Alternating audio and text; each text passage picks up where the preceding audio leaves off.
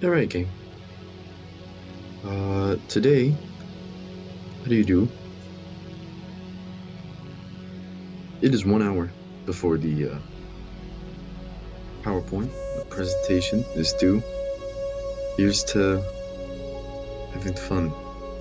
Uh, this presentation is Blade Runner: Resistance of the Future. It is an EN321 presentation by Jason Miller and Christopher Santos. I'm gonna first start off by laying down the foundation for what is Blade Runner. How is it relevant to the theme of our class? Well, boy, I'll tell you. Alright, so how is Blade Runner? You know? How did it come to be? Blade Runner is a 1982 dystopian sci-fi film directed by Ridley Scott. It is based off the novel To Android's Dream of Electric Sheep by Philip K. Dick. Harrison Ford is in it. He is Rick Deckard. It had performed poorly in the box office, then received mixed reviews when it was first released. Blade Runner, that is. But now, it is a cult classic and widely regarded as a masterpiece. On the right, you can see pictured Harrison Ford as the Blade Runner. Yeah. What is Blade Runner? In the far future of 2019, Los Angeles has even more pollution and people. This presumably applies to the rest of the world. One of the many eager entities to exploit the material wealth of the solar system is the powerful Tyrell Corporation. The powerful Tyrell Corporation invented the replicant, an android so advanced that they are nigh indistinguishable from a human. During their working conditions, no human could hope to survive. They have a lifespan of 4 years. Interesting thing though, they also have the full adult human complexity without any developmental experience. They come into the existence with the full range of human emotions and intellectual ability, but have nothing to tamper it. It's very interesting. Anyways, no replicants are allowed on Earth. Blade Runners are government agents who hunt down and retire rogue units. Hence the Blade Runner. Speaking of Blade Runner, what is Blade Runner?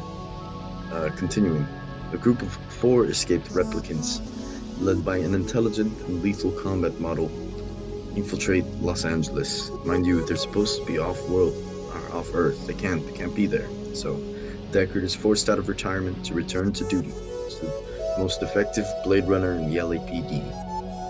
As Deckard hunts down and retires each escaped replicant, he begins to unveil the web of conflicting interests and murky morality surrounding these replicants, from exploitative corporations to short-sighted status quo governmental enforcement. Yeah, that's a weird sentence. To the urge to freedom and the very nature of humanity itself. Deckard's mission culminates in a battle with the leader of the replicants.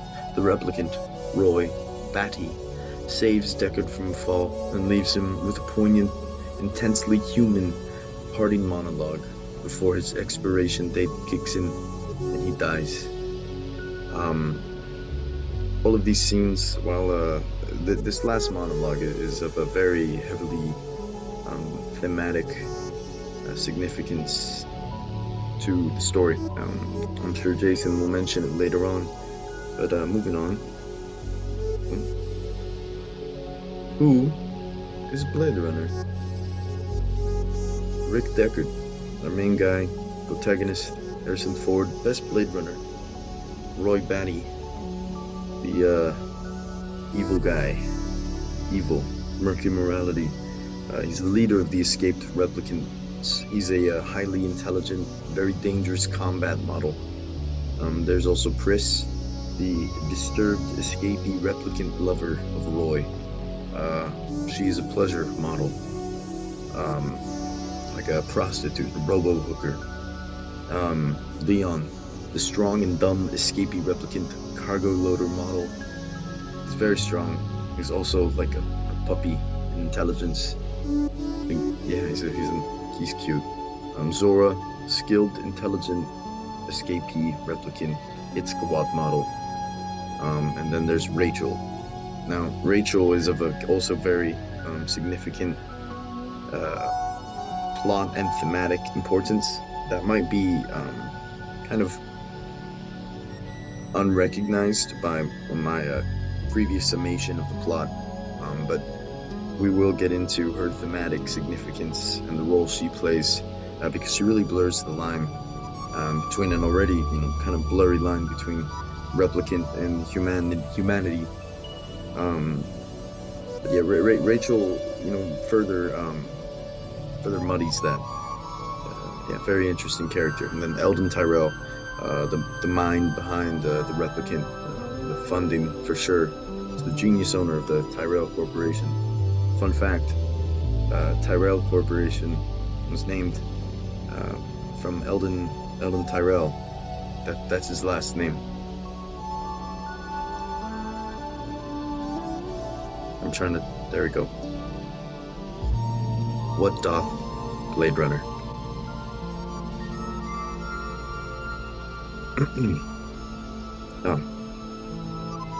Well, I was supposed to say actually something before on that slide, so don't mind the picture for now, or the text.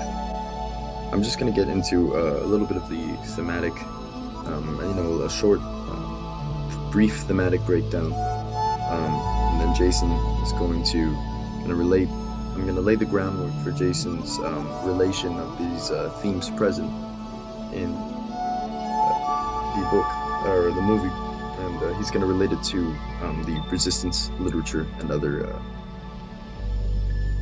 scholarly articles. So, questioning humanity.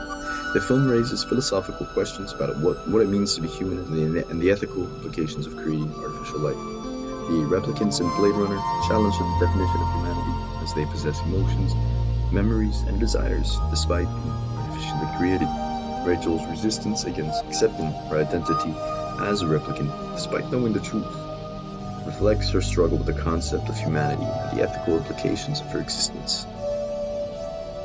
The Voight-Kampff test, used by Blade Runners to determine if someone is a replicant, challenges the notion of what constitutes humanity and the limitations of artificial intelligence. Interesting.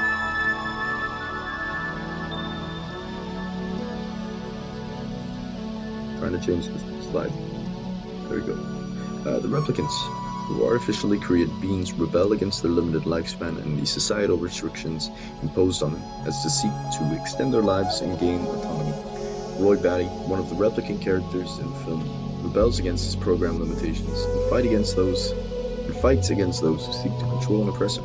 The replicants escape from the off-world's colonies, and their return to Earth can be seen as a collective act of rebellion against the system that oppresses them. Now, with that said, I'm gonna leave it on to Jason.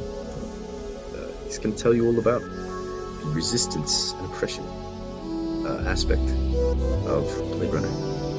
Thank you so much for watching my portion.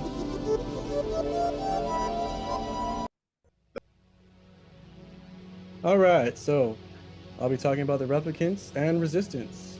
I'll be connecting Blade Runner to Barbara Harlow's resistance literature. And let's get started. Oh, excuse me. Try again. All right, so colonialism and oppression. Harlow's work often focuses on resistance against colonialism and oppressive systems. In Blade Runner, the replicants can be interpreted as resisting against the oppressive control of the human society, which treats them as disposable commodities. All those moments will be lost in time, like tears in rain, time to die, says Roy Batty. This famous quote from Roy Batty's monologue before his death can be interpreted as, a powerful statement about the fleeting nature of existence and the desire for a legacy. It challenges the dehumanization and disposable nature of replicants, asserting their inherent value and humanity despite being oppressed by human society. Intersectionality and solidarity. Harlow may analyze how resistance literature depicts intersectional resistance and solidarity among different marginalized groups. In Blade Runner, the replicants, despite their differences, form their own coalition and solidarity as they resist against the oppressive systems of human society, showcasing the power of intersectional resistance and solidarity in the face of oppression. Replicants face multiple forms of discrimination based on their artificial nature, based on their physical appearance, limited lifespan, and lack of reproductive capabilities. Their struggle against oppression is complex and multifaceted, illustrating how different forms of oppression intersect and compound upon each other. This challenges the notion of oppression as isolated or singular and underscores the importance of intersectional resistance that recognizes and addresses the overlapping forms of oppression faced by marginalized groups. Dehumanization and objectification. So Harlow's resistance literature often explores the dehumanization and objectification of marginalized groups. In Blade Runner, the replicants are treated as objects denied basic human rights and exploited for labor and pleasure, which can be seen as themes of resistance against such dehumanization. "I'm not in the business, I am the business," says Eldon Tyrell. This quote exemplifies the objectification of replicants as commodities and objects of exploitation, and their resistance against being reduced to mere products. Language and narrative. Harlow may discuss how language and narrative can be used as tools of resistance in resistance literature. In Blade Runner, the replicants challenge dominant narratives and use language to assert their own truths, desires, and agency, resisting against the language of control and objectification imposed upon them by society. The narrative structure of Blade Runner itself challenges the traditional storytelling conventions. With its complex and ambiguous portrayal of replicants as both victims and perpetrators, the film blurs the lines between human and replicant, challenging the binary distinction between us and them, and subverting the dominant narrative of replicants as disposable and inferior beings. Struggle for autonomy and identity. Harlow's resistance literature often delves into the struggle for autonomy and identity of marginalized groups in Blade Runner. The replicants strive for autonomy, seeking to define their own identities despite being artificially created beings. "I want more life, Father," says Roy Batty. This quote reflects the replicants' struggle for autonomy as they demand the right to determine their own existence and reject being controlled by their human creators. Cultural preservation and revitalization. So Harlow contends that resistance literature portrays the preservation and revitalization of marginalized communities' culture. In Blade Runner, the replicants, as artificially created beings, are in a constant struggle to define their own culture and identity, resisting against assimilation into human culture and seeking to revitalize their own existence. Despite being created by humans, replicants assert their own identity and resist being reduced to mere imitations of humans. The film also highlights the theme of cultural revitalization through the replicants' pursuit of memories and experiences that contribute to their sense of self and identity. Rebellion against authoritarianism. Harlow's resistance literature often portrays resistance against authoritarian systems.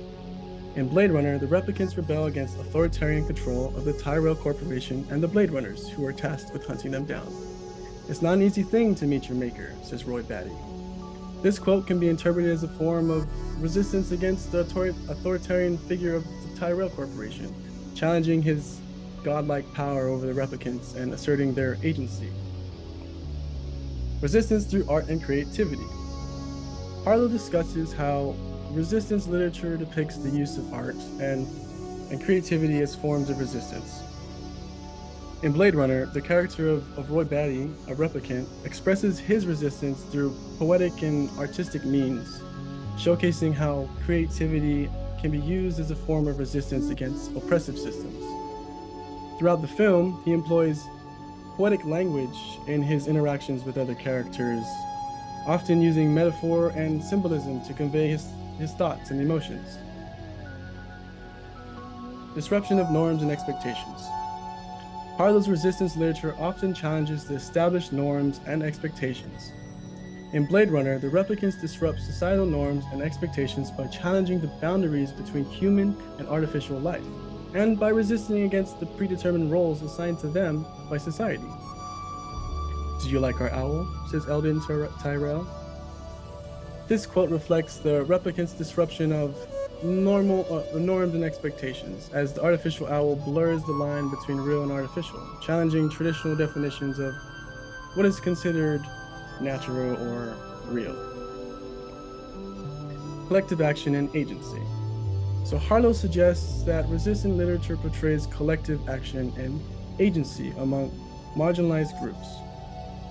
In Blade Runner, the replicants come together, despite their differences, to resist against the oppressive systems of human society, showcasing the power of collective action and agency as a form of resistance. The replicants form a coalition and work together to challenge the oppressive control of the Tyrell Corporation and the Blade Runners, again showcasing the strength of collective resistance. Love and empathy as resistance. So Harlow suggests that love and empathy are powerful forces that can transcend oppressive boundaries and foster solidarity among marginalized groups. In Blade Runner, the replicants, despite being artificially created beings, exhibit profound emotions and connections with each other and with humans. "Do you love me?" says Rachel. This quote reflects Rachel's capacity for profound emotions, challenging the notion that replicants are incapable of feeling and deserving of love.